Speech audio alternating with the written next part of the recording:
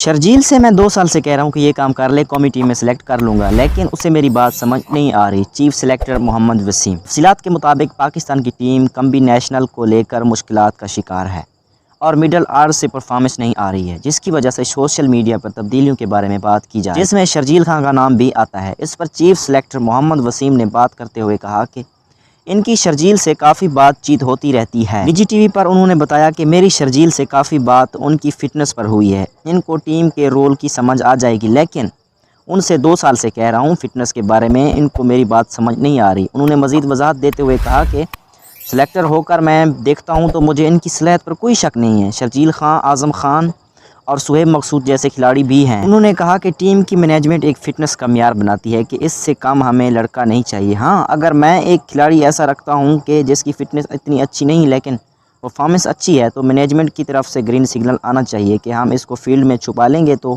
ہم ایسا کوئی لڑکا ٹیم میں شامل کر سکتے ہیں۔